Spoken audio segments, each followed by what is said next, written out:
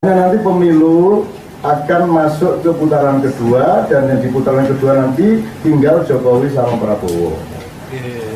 Tolong Cak Nun support Prabowo, saya bilang gitu loh. Lah Prabowo ini juga jalur tolong aku, mau aku, yang gitu kan jawaban saya mas. Kan gitu kan, Prabowo juga jalur tolong aku. Lah dulu ketika dia dibilang penculik, dulu yang pasang badan siapa?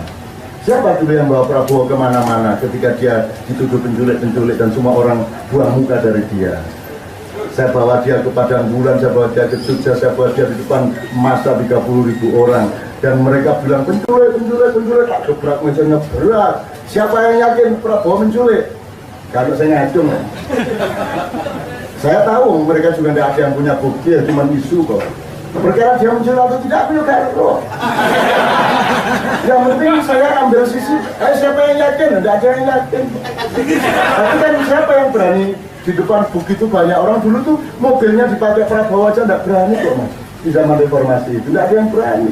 Tapi alhamdulillah saya temani dengan santai. Saya bertengkar sama Pak Amin Rais gara-gara Prabowo ke rumah saya di Jogja. Saya dinesoni sama Pak Amin. Terus saya bilang, Kang, wes sak kalimat mari meneng ya. Saya sak kalimat meneng wes, mari meneng ya wes ya. Tak tutup iklek. Tuh, itu demi Prabowo. Nah jadi itu poin pertama untuk pertanyaan kedua. Teman-teman sekalian, saya ini penasehat SAR DIY mas, Search and Rescue. Jadi teman-teman satu kalau naik Gunung Merapi saya ikut. Ketika erupsi saya naik mas, untuk memastikan berapa lama lagi erupsinya. Itu saya naik jam 2 malam hanya dengan 4 orang anggota SAR. Saya naik ke, kalau Mbak Marijan itu 12,5 kilo di bawah puncak, saya naik sampai 2 kilo di bawah puncak. Dan itu kejar-kejaran sama asap, sama wedus gembel. Kalau Allah tidak sayang sama saya sudah mati oleh wedus gembel. Tapi saya naik mas untuk memastikan, karena saya tidak tega sama korbannya. Waktu itu kelompok korban Merapi itu ada 193 titik pengungsian. Yang diketahui wartawan paling 2-5 titik pengungsian yang dimuat di koran dan TV. Karena tidak mungkin dijangkau oleh teman-teman tempat-tempat lain. Nah, saya datang ke semuanya dan saya tidak tega sama mereka, karena sudah tidak tega banget. Akhirnya saya nekat, malam itu saya berangkat ke atas. Saya pelajari Merapi itu apa, getarannya bagaimana, siapa yang menghuni sana, ada energi liar apa, ada energi resmi apa, saya pelajari. Saya naik beneran. Dan saya menemukan, ketemu dan seterusnya. Dan saya turun subuh-subuh, saya umumkan sudah ada kesepakatan tidak ada erupsi lagi dari Merapi 8 November 2010 kalau tidak salah, tanggal 8 November. Jadi kalau saya salah Allah menghukum saya, tapi kalau saya benar bersyukurlah sama Allah. Pokoknya sudah ada kesepakatan tidak ada erupsi lagi. Loh, kita umumkan loh mas, benar-benar saya umumkan, dan itu nekat saya. Karena ya Allah saya tidak tega, terus gimana saya? Saya berani mengumumkan karena demi ketidaktegaan saya kepada manusia yang menjadi korban Merapi. Gitu ya mas ya. Termasuk soal mitos Nyero gitu, saya ingin katakan sama Anda, pada pertemuan di Keraton 2 tahun yang lalu, di mana seluruh raja-raja Nusantara yang satu segmen, jadi ini ada kumpulan Keraton Nusantara yang dibawa koordinasi Keraton Solo, Pangeran Gunarso Almarhum, ada yang dibawa koordinasi Keraton Jogja. Nah yang Keraton Jogja suatu hari kumpul dengan raja-raja dari mana-mana, sultan dari mana-mana, dan saya nekat mengumumkan mulai malam hari ini tidak ada lagi hubungan antara keraton-keraton Jawa dengan Nyai Roro Kidul. Berdiri di sini, kalau ada yang membantah silakan sekarang, kalau tidak ada saya turun. Itu di forum keraton. Nekat aku mas. Ternyata tidak ada reaksi, dan si sultan juga tidak masalah karena dia tahu siapa yang bicara. Itu kira-kira yang tidak saya umumkan kepada Anda. Kalau saya umumkan nanti Anda kaget juga. Jebulnya menggere kan gitu kan. Oke, poin kedua saya coba gini loh mas, nggak bisa mas, kita kayaknya butuh pertolongan Tuhan juga. Kita butuh perhitungan bumi langit, nggak hanya bumi itu, nggak hanya langit toh. Mistis rohaniyah fatal ya tidak, tapi kalau sekuler bumi tok ya jangan. Saya kira kita harus mengelaborasi dialektika atas bawah untuk soal itu, karena alam juga akan ikut berperan. Karena alam ini sama Tuhan juga diserahin sama pawangnya. Jadi ada kepala dinas hujan, ada kepala dinas gunung, ada sekjen asap, ada sekjen suhu, ada macam-macam. Kan Tuhan menumbuhkan rambut Anda kan tidak hanya kun fayakun, tapi dia juga pasang staf-staf yang dikasih Tuhan ke Anda hanya 4 malaikat atau mungkin 12 yang Anda tahu namanya, tapi kan jumlah malaikat sangat banyak. Anda tolong berpikir liberal soal begini ini. Misalnya Nabi Muhammad Isra Mi'raj yang dikasih Tuhan ke Anda cuma sekali, pada dia seminggu 3 kali paling tidak. Cumanya dikasih Tuhan cuma sekali gitu loh. Gitu loh. Makanya ada rahasia. Jadi Tuhan itu kalau ngomong itu ada yang sifatnya perintah, ada yang sifatnya diskusi, ada yang sifatnya goda. 3 macam. Yang goda itu supaya Anda mencari, yang diskusi supaya Anda membantah dan berdialektika. Misalnya fankihu ma balakum. Oke, kawinilah 1 atau 2 atau 3 atau 4. Kalau kamu takut merasa tidak adil, 1 saja. Itu kan itu satu tahap. Nanti tiba-tiba Tuhan ngomong sebenarnya sih aslinya kamu gak akan pernah bisa adil. Dan itu kan, loh kenapa nggak sejak awal Tuhan bilang itu? Karena Tuhan memberi peluang kepada dialektika berpikirnya manusia. Misalnya Tuhan gini, terus gue kawino papa gak apa-apa, tapi nek merasa nggak adil 1 aja ya. Terus Anda sama Tuhan bilang, pun khawatir adil ya pulau. Berani bilang sama Tuhan gitu? Tenang ya Allah, tenanglah, aku adil kok. Nggak berani dong. Kalau Tuhan bilang kalau kamu takut, maka kita pasti akan, ya kalau 1 aja, saya nggak akan bisa keluar. Itu kan kalau manusia punya tawadhu, punya rasa tahu diri. Nah karena manusia nggak tahu diri, akhirnya Tuhan kasih patokan. Karena sesungguhnya kamu tidak akan pernah bisa berbuat adil. Nah jadi Mas, 2014 menurut saya sangat concern. Saya sangat concern dan saya akan melakukan apapun yang mampu saya lakukan untuk supaya Indonesia selamat. Gitu. Apapun saja. Dan untuk itu karena waktunya belum terlalu dekat untuk praktis, untuk politik praktis, saya masih mengelaborasi kemungkinan dimensi-dimensi yang berbeda. Saya masih taren-taren. Ini kan bukan pertanyaan, jadi saya tadi loh Mas, pertanyaannya Mas. Ya. Jadi itu kita elaborasi. Berarti 3 sudah Mas ya. Yang jenengan? Yang serat tadi yang cerita bukan. Kudeta tadi Mas. Termogandul yang kudeta Majapahit. Ya gini Mas, sejarah itu milik pihak yang menang kan gitu kan. Ini rumus kehidupan. Pengetahuan Anda mengenai Hitler tergantung kepada yang mengalahkan Hitler. Kalau yang menang Hitler, kesadaran Anda mengenai Hitler tidak seperti sekarang, kesadaran Anda mengenai sekutu Amerika juga tidak seperti sekarang. Demikian juga Darmogandul itu satu versi oposisi terhadap Islam. Jadi ada orang Islam yang menerima Islam sampai hampir jadi orang Arab, itu yang tadi saya bilang ke pesisir. Kemudian ada Brawijaya 5 itu mau potong rambut untuk mengislamkan dirinya, tapi juga tidak lantas berpeci-peci, berserban-serban. Jadi kalau Brawijaya itu gini, Jawa digowo, ya, Arab digarap, Barat diruat. Nah, itu satu strategi sejarah. Jadi Jawanya tetap di bawah, tapi kalau ada pengaruh Arab harus digarap. Ini jangan ditelan sebagai padi, harus ditutu, harus dimasak supaya jadi orang Islam tidak sama dengan orang Arab. Makanya orang Piti rambutnya gondrong, ya toh? Seperti bukan orang Piti yang gitu sampai dipanggil Mbak oleh Mas Ahmad kan? Karena dia tidak mau Arabnya terus dia jadi orang Arab. Bahasa ini banyak orang mau umroh baru sampai Cengkareng jadi Abu Jahal. Ngomong ini. Harap diketahui pakaian Abu Jahal itu persis seperti pakaiannya Rasulullah, tapi lebih mewah dan lebih mahal. Karena beliau kaya raya, Rasulullah itu kaya tapi memilih miskin, uangnya dibagi untuk UKM di Madinah. Kan gitu. Nah, jadi pakaiannya sangat sederhana, meskipun sama-sama serban.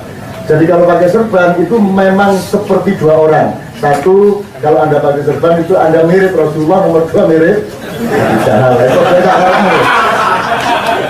Jadi itu objektif saja saya. Jadi Mas, Darmogandul itu juga menurut saya pelajari Darmogandul, Gatulodjo, Saktitulodjo, dan saya paham kok. Saya paham. Anda tahu sekarang di Banyuwangi sendiri tidak terima sama Mojopahit. Jadi bandara Banyuwangi namanya Bandara Blimbingwangi. Sekarang diusulkan Bandara Minak Jinggo. Dan orang Banyuwangi marah kalau Minak Jinggo dianggap seperti raksasa bersiung. Minak Jinggo itu ganteng, gak karuan. Lebih ganteng dari Kamar Wulan. Dia juga anaknya Mojopahit. Dia putra Mojopahit juga, yang namanya Minak Jinggo. Jadi sejarah itu milik orang menang. Makanya kalau Anda menilai Darmo Gandul sama Gatot ya Anda harus berdiri di tengah. Mana benernya, mana subjektifnya, mana marahnya, mana mangkelnya, mana benernya. Sebab yang versi utara, mana mengeluhnya. Versi utara juga tidak semuanya benar, Mas. Maka kita sekarang, Indonesia ini sudahlah. Mungkin Anda ikut parpol monggo, tapi hati Anda harus hati Indonesia. Anda harus objektif Indonesia, kan begitu? Ikut parpol itu karena teknis politik dan demokrasi, tapi hatimu, cara berpikirmu, cara melihat ke depanmu adalah hati dan pikiran Indonesia. Kalau semua partai mau seperti itu, saya kira tidak terlalu ada masalah. Gitu ya Mas ya, cukup ya. Pertanyaan saya tadi, dari keturunan Brawijaya dari Raden Patah itu tidak bisa memimpin negara karena ada semacam kutukan dari Brawijaya. Tapi garis keturunan Brawijaya dari Kakek Paman. Oke Mas ya, itu nanti kan itu kan ada, jadi asal usulnya PDIP, Golkar sama P3 itu kan asal usulnya dari pasca Mojopahit. Jadi Mojopahit yang ikut Demak itu namanya P3. Mojopahit yang ikut Brawijaya ke daerah Ngawi di Gunung Ceto, Gunung Lawu itu namanya Golkar. Yang masuk Islam tapi abangan. Nah yang melawan Islam itu yang daerah selatan Sabdo Palonoyo Genggong itu namanya PDIP. Tapi Allah sebenarnya kasih hidayah. Saya tiap hari ketemu sama bupati di berbagai daerah, dan bupati-bupati yang paling alim, paling santri malah dari PDIP. Yang dulunya preman-preman sekarang jadi bupati malah bagus-bagus. Karena dia kecilnya nakal. Nah kalau yang P3 PKB kecilnya santri, kesel dari santri, begitu dari bupati terus itu kira-kira referensi logiknya. Jadi Mas ini sekali lagi, jadi tiga golongan ini ya. Gunung Merapi pun dulu dikhawatirkan bahwa ini akan ada balas dendam 500 tahun oleh Sabdo Palonoyo Genggong, sehingga akan ada erupsi 30 km dari puncak Merapi pas ke keraton itu 30 km, sehingga keraton akan hancur lebur. Itu yang menyebabkan saya juga naik ke Gunung Merapi untuk menegaskan ini bagaimana urusannya. Tapi kita hitung-hitung Mas, kalau Sabdo Palonoyo Genggong itu 500 tahun dendamnya akan terungkap, satu, itu tahunnya adalah 1978, jadi sudah kelewatan. Nomor dua, sasaran dendam Brawijaya tadi itu bukan Keraton Jogja. Karena Keraton Jogja sejak Mataram, itu sebenarnya terusnya Mojopahit. Yang sempalan adalah Demak sama Pajang. Gitu loh Mas, makanya kalau turunan Raden Patah tidak bisa menurut Anda, itu karena yang nerusin Mojopahit itu ya Ki Gede Pemandangan, Panembahan Senopati ke bawah. Sebenarnya sampai ke Pangeran Diponegoro. Artinya yang raja sekarang itu sebenarnya agak nempel dikit juga, tapi jangan bilang-bilang. Nah, itu bisa-bisa saja Mas, itu kan harapan. Dan tapi tolong begini, kalau klan ini merasa berhak atas tahta, maka jangan lupa anaknya Brawijaya kelima itu jumlahnya 117. Raden Patah anak ke-13. Terus semua itu bersaudara. Jadi kalau Anda orang sampai asli di mana? Blitar, Ponorogo, Kulon Progo, Kebumen, Wonosobo, Jatinom, Klaten, sampai ke Kalimantan, Sumatera, semua itu adalah anak-anaknya Brawijaya yang diangkat oleh Sunan Kalijogo untuk menjadi pemimpin tanah-tanah perdikan di seluruh Nusantara. Itu yang saya sebut bukan kudeta. Karena justru yang diangkat untuk menjadi pemimpin baru adalah putra-putranya Brawijaya semuanya. Jadi bersaudara antara orang Ponorogo, orang Kebumen, orang Wonosobo, orang Magelang, itu semua Gunung Kidul termasuk Ki Ageng Mangir termasuk semua itu bersaudara. Dan apa yang dilakukan oleh Sunan Kalijogo ini ditemani oleh Gajah Mada. Karena Gajah Mada sudah menjadi seorang syekh, umurnya hampir 200 tahun. Sunan Kalijogo sendiri umurnya sangat panjang meskipun tidak sepanjang Gajah Mada. Nah, jadi saya optimis saja karena Ki Ageng Selo ini memang punya keistimewaan dan punya amanah yang memang berbeda dengan putra-putra yang lain dari Brawijaya. Jadi kalau saya setuju dan senang-senang saja. Tapi kalau ngomong kepastian kan kulillahi malikal mulki tu'til mulka man tasya wa tu'til mulka man tasya wa tu'til mulka mimman tasya dan seterusnya.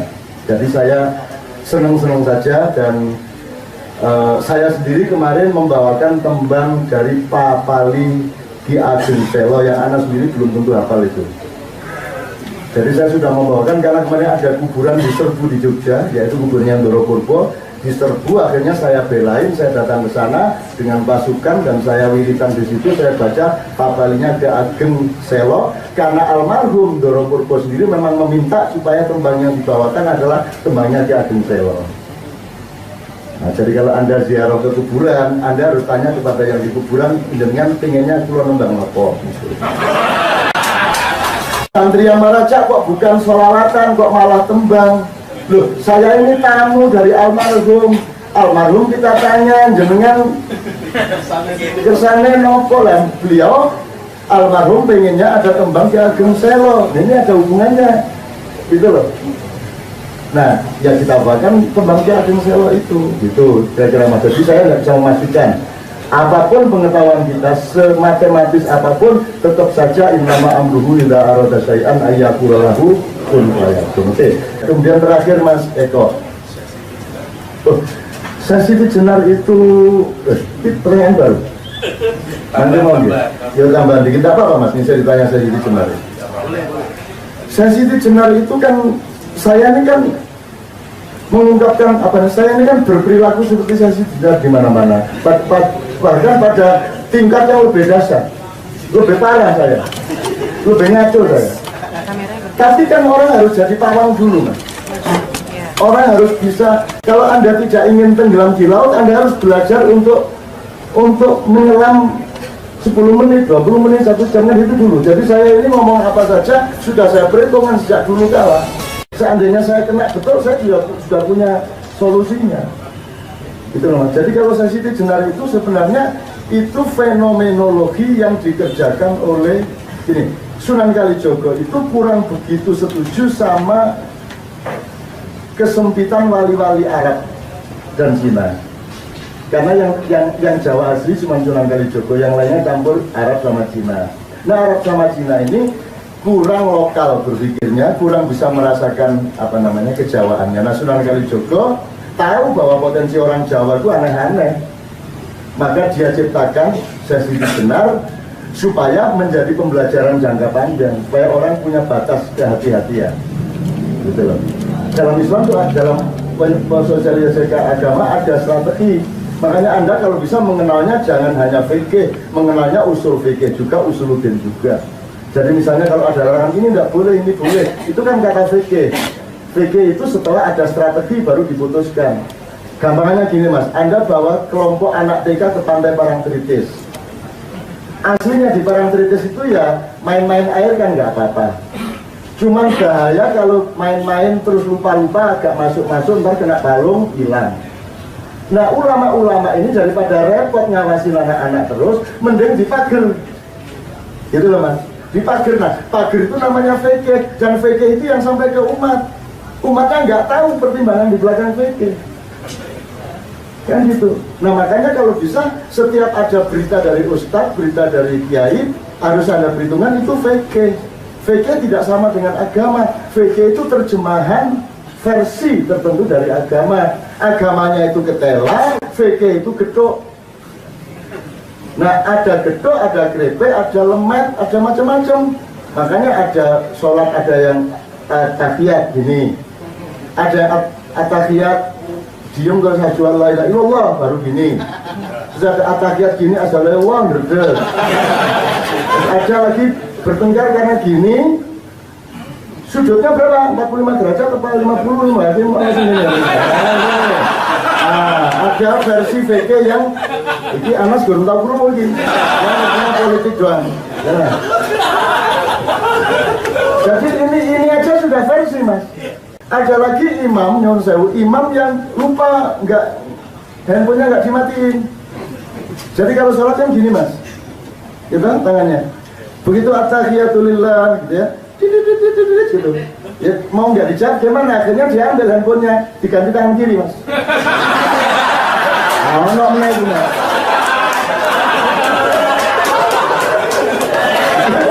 Itu malaikat bingung nih. Oke,